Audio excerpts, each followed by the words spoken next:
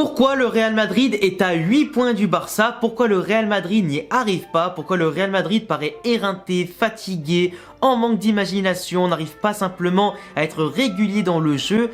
C'est quelque chose qui est problématique. Depuis l'après-Coupe du Monde, on retrouve un Real Madrid qui est vraiment catastrophique. On sait que globalement tous les ans, en janvier-février, il y a un petit coup de mou côté Real. Mais là, est-ce qu'on doit vraiment appeler ça un coup de mou? Ou simplement une impuissance de résultat, une impuissance footballistique qui fait quand même extrêmement peur. Dans le même temps, pourquoi le Barça a une dynamique après Coupe du Monde qui est totalement opposée à celle du Real? Pourquoi le Barça paraît si invincible, paraît si insubmersible, paraît si imprenable, paraît si facile, confiant?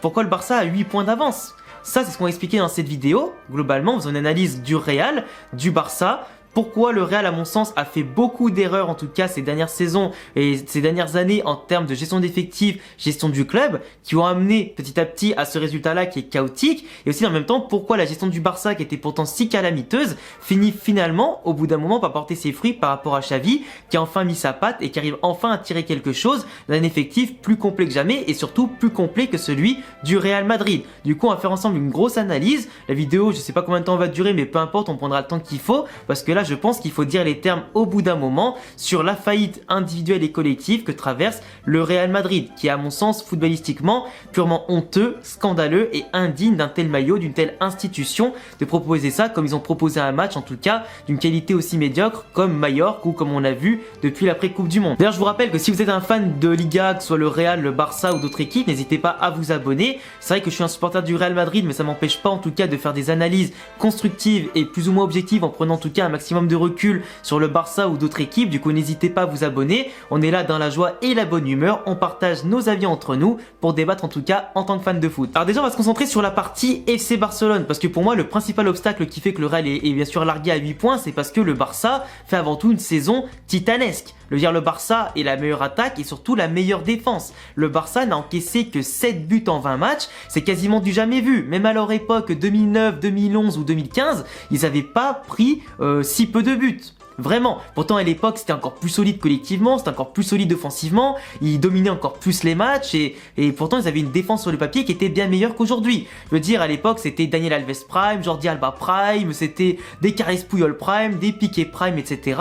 Là, aujourd'hui, t'as un Piqué qui était parti à la retraite, t'as Eric Garcia qui a vraiment rien à foutre au Barça, t'as Jordi Alba, le capitaine vieillissant, mais qui est toujours là et qui continue de marquer des buts et faire des passes D, t'as Baldé qui est une véritable pépite à mon sens, qui prendra parfaitement la relève de Jordi Alba et qui en tout cas apporte percussion, vitesse, centre précis et des solutions incroyables au Barça, qui en a bien besoin et qui était décisif en tout cas depuis le début de saison. À droite, t'as Koundé quand même, central, reconverti à droite pour le moment. T'as des fois Aroro qui va partir à droite aussi, mais Aroro justement qui a été blessé au début de saison avant la Coupe du Monde, qui est en pleine possession de ses moyens comme si c'était jamais blessé. Donc globalement, t'as aussi Christensen que j'adorais beaucoup à Chelsea, qui là trouve vraiment sa pleine vitesse de croisière au Barça. T'as une association qui est en tout cas parfaite. Et vraiment le Barça aujourd'hui, dans le coulissement, dans les transitions défensives, et qu'en plus de ça un Ter Stegen qui est impérial sur sa ligne et les sorties, franchement ils ont toute j'allais dire la confiance, la sérénité qu'il faut pour en tout cas une défense de haut niveau, même s'il est clair qu'en Ligue Europa pardon, ou en Ligue des Champions ces dernières saisons ça n'a pas porté ses fruits, mais là on parle vraiment que de la Liga et des compétitions espagnoles où ils sont largement au-dessus et ils vont bouffer toutes les attaques espagnoles. Globalement il n'y a que le Real qui leur a fait mal au match aller sur un 3-1, du coup sur la moitié des buts qu'ils ont pris ça vient simplement du Bernabeu, et le reste, bah, ils ont pris 4 buts sur 19 matchs. C'est absolument hallucinant quand tu fais le ratio. C'est absolument hallucinant. Et vraiment, entre la réussite de Ter Stegen et de la défense, parce que le Barça souvent subit des occasions. Ils peuvent plier mais ne pas casser. Et c'est ça qui est impressionnant. C'est qu'ils arrivent toujours à s'en sortir, à dévier le ballon, à rattraper le mec, le déstabiliser. Ils sont toujours en train de veiller au grain. Ils repartent très propres en plus de ça. Et le Barça, globalement, Xavi a réussi à reconstruire un effectif plutôt intéressant. Leur effectif est beaucoup plus complet que celui du Real à toutes les lignes. Il y a plus de solutions, il y a plus de fraîcheur. Plus de concurrence aussi. La concurrence fait qu'à chaque ligne, ça va bien sûr pousser le groupe vers le haut. Les joueurs peuvent changer, en tout cas peuvent se reposer en étant un coup titulaire, un coup sur le banc pour certains, ou du moins en cas de coup de mou, Xavi a toujours une solution pour redynamiser l'équipe à la mi-temps ou en cours de match, ce qui permet d'avoir des solutions, faire la pression sur l'adversaire en se disant ah putain t'as Rafinha ou Dembélé qui sortent, t'as quand même Ansu Fati, Ferran Torres qui vont rentrer. Bon, Ferran Torres il est critiqué, mais globalement ça reste quand même un très bon joueur je trouve. T'as Lewandowski, t'as quand même pas mal de choses aussi au milieu de terrain en défense qui font que tu as toujours du jeu, tu as toujours en tout cas un moule qui est bien fait et que Xavi peut modeler à sa guise. Tu as un football aussi très offensif côté Barça avec bien sûr la possession du ballon qui est bien sûr digne du tiki-taka de la maison Barcelone. Du coup forcément plus tu as de possession, moins l'adversaire a le ballon et moins ils auront d'occasion. Mais globalement le Barça, dès qu'ils perdent le ballon, ils ont un système à 3 milieux de terrain plus Gavi qui est souvent positionné en tant qu'ailier gauche et du coup ça fait qu'un petit peu comme Valverde au Real Madrid, celui-ci va servir un peu d'électron libre qui va partir à gauche, à droite ou dans l'axe et qui va bien sûr compenser des fois les trous qu'il peut avoir au milieu de terrain. Sans compter le fait que tu as Rafinha ou Dembélé qui par leur vitesse reviennent extrêmement vite en défense, qui peuvent soulager aussi leur latéral ou simplement les milieux de terrain peuvent dépasser par moment et justement ça vient faire un bloc compact au Barça au niveau défensif qui récupère très vite le ballon, très haut avec un pressing agressif etc. Et comme ils récupèrent le ballon très haut dans les 20-25 derniers mètres de l'adversaire, globalement ils peuvent commencer à amorcer les actions, les prendre de vitesse par des combinaisons très courtes ou bien sûr dans la verticalité, dans la profondeur, ce qui fait qu'aujourd'hui en plus le Barça a un jeu beaucoup plus direct qu'à l'époque de 2009 ou encore 2011. C'est vraiment un jeu un peu à la star que ce qu'avait Luis Enrique en 2015 qui était non seulement dans la possession mais aussi très rapide, qui mélangeait parfois des contres, en tout cas en 3 passes c'était devant la cage, t'as plus besoin de faire de la possession pendant 10 ans. Contre Séville, on a vu qu'ils étaient capables de faire la passe à 10 pendant quasiment tout le match parce que l'équipe en face était repliée. Mais dès qu'il fallait accélérer, apporter de la profondeur, ils étaient chauds. Et ça, Xavi a réussi à bien l'incorporer. Donc on a un Barça qui est moins prévisible par rapport à avant, qui par moments peut être un peu lent, un peu frustrant, comme on l'a vu par exemple contre Retafe, Girona, etc. Mais qui sait être patient et qui finit toujours par trouver la faille. Parce que finalement, celui qui a raison, c'est celui qui a le ballon. C'est pas celui qui court derrière pendant 90 minutes. T'as plus de chances de tomber ou de faire une connerie en courant derrière le ballon qu'en l'ayant dans tes pieds. Donc globalement, le Barça met une pression psychologique aussi plutôt intense par son activité incessante. Donc ça fait que l'adversaire se fatigue parce qu'il court. Ils doivent repartir d'extrêmement loin sur chaque contre et forcément les attaquants vont s'épuiser. Et si t'as pas un effectif bon en profondeur qualitativement et quantitativement, tu peux pas faire changer toute ton équipe offensivement ou défensivement pour apporter du sang frais pour contrer le pressing de Barcelone et sa possession de balle. Donc globalement, le Barça met une pression assez intense qui fait qu'ils gagnent les matchs, que ce soit à l'usure ou pas, ils finissent par les gagner. Et une fois qu'ils ont marqué le premier but, l'adversaire est obligé de sortir pour aller chercher au moins un match nul. Sauf que du coup, le Barça, une fois que tu as les espaces, c'est mort. Ils vont enchaîner 2, 3, 4-0 et c'est terminé, comme on l'a vu contre Séville. Le Barça, c'est une équipe qui est assassine, qui est efficace, qui marque aussi sur les coups de pied arrêtés maintenant avec des mecs comme Lewandowski, etc. Donc c'est un effectif qui a été construit encore plus complet qu'avant. Certes, il a été construit dans la polémique avec beaucoup de dettes, ils ont vendu beaucoup d'actifs du club, etc.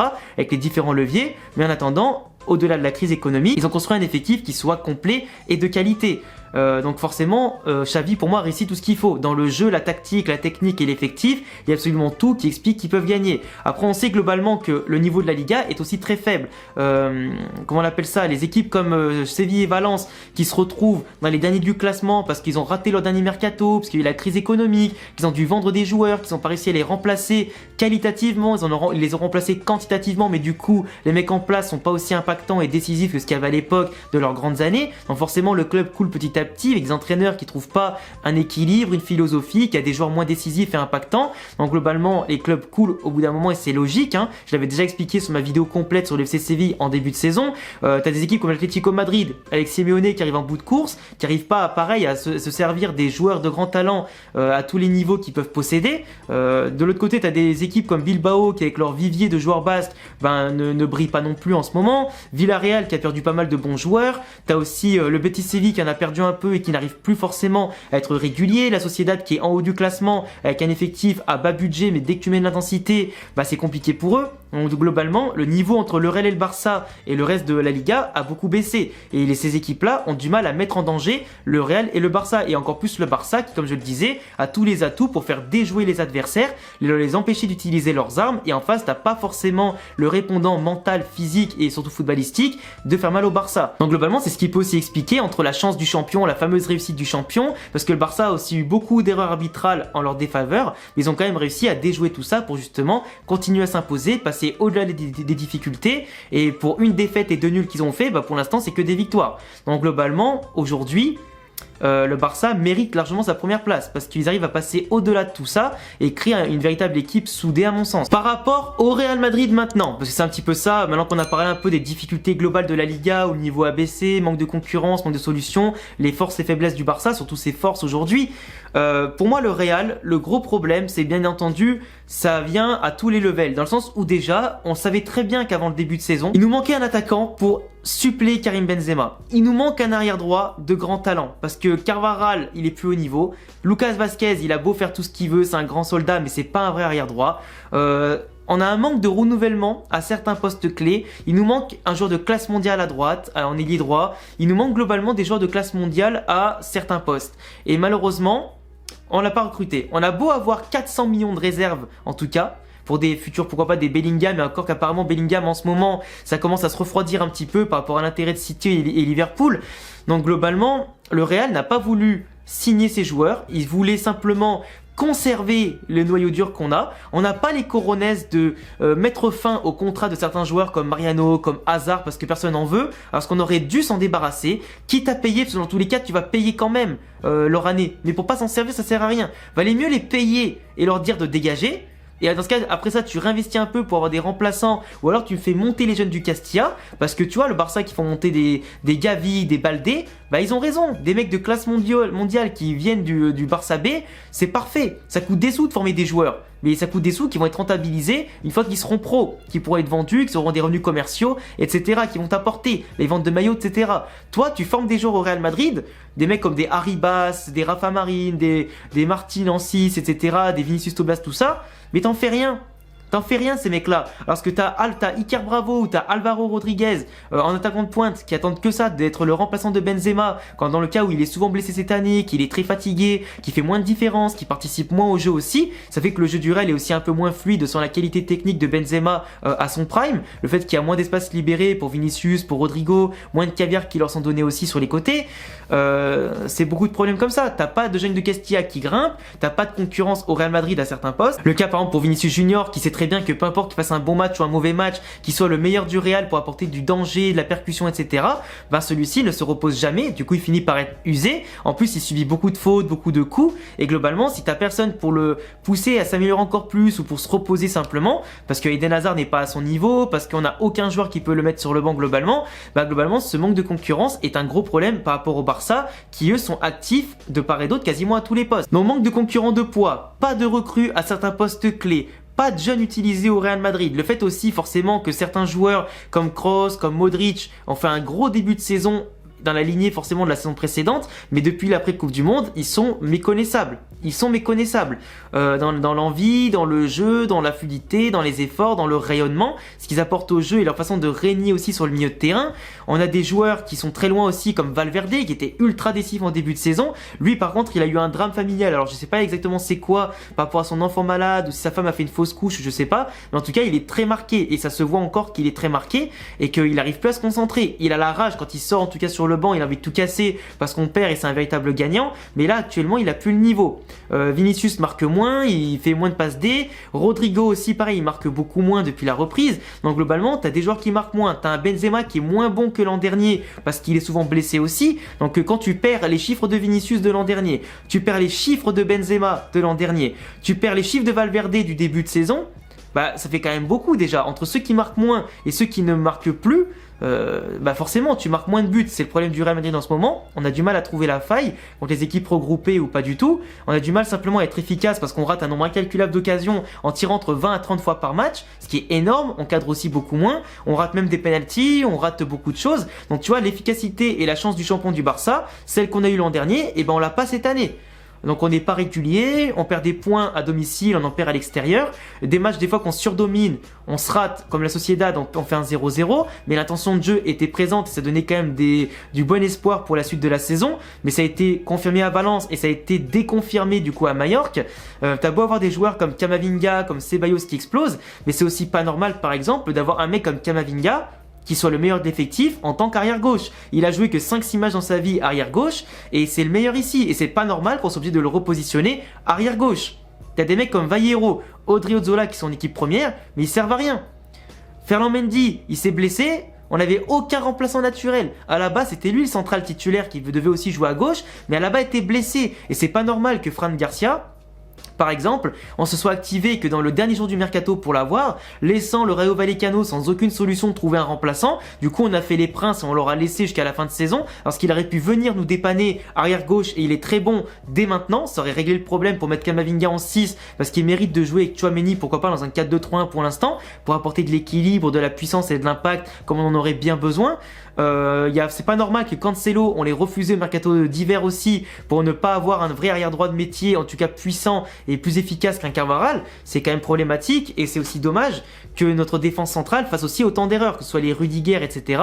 Militao, c'est le seul qui est bon, et là il s'est blessé, il va peut-être rater 2 semaines de compétition, et tu vois, sans Alaba et avec les erreurs des autres, bah malheureusement ça fait que le Real Madrid coule en défense. 17 buts encaissés en Liga, voire 18, c'est la deuxième meilleure défense, mais c'est encore beaucoup trop. Quand tu vois qu'on a fait des saisons ces dernières années champions avec 25 buts encaissés ou 30 buts encaissés globalement, donc moins de buts encaissés que de matchs joués, là on en est loin. Et là on est parti pour dépasser les 40 buts encaissés quasiment. Donc c'est trop. Pour le Real Madrid, c'est beaucoup trop. Parce que si encore tu marquais des buts devant, c'est pas grave de prendre des buts derrière.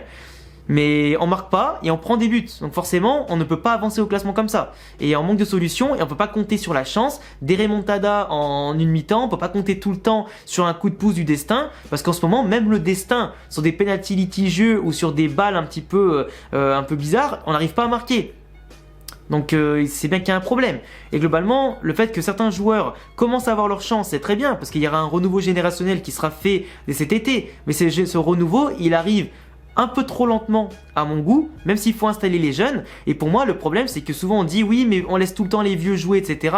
Mais les vieux, ils jouent parce que les jeunes n'arrivent pas à assurer l'intérim sur la durée. Ils arrivent à le faire sur quelques matchs, mais pas sur tout, en fait. Du coup, tu peux pas laisser que les jeunes tout le temps. Et c'est ça que les gens comprennent pas. C'est comme tu peux pas laisser, entre guillemets, les joueurs expérimentés sur le terrain tout le temps parce qu'ils se fatiguent. Et c'est vrai. Donc les jeunes doivent prendre le pouvoir petit à petit. Mais les jeunes titulaires tout le temps, on l'a vu, c'est compliqué. Ça manque de mouvement, d'intensité, d'impact. Et t'as l'impression que des fois, la machine, avec 1 ou 2 absents, c'est tout enrayé. Et pour moi, le Real Madrid ne peut pas continuer comme ça. Il faut vraiment trouver la solution footballistiquement. Qu'Ancelotti aussi arrête de faire des changements, j'allais dire, à la 80e minute. Fais-les plus tôt.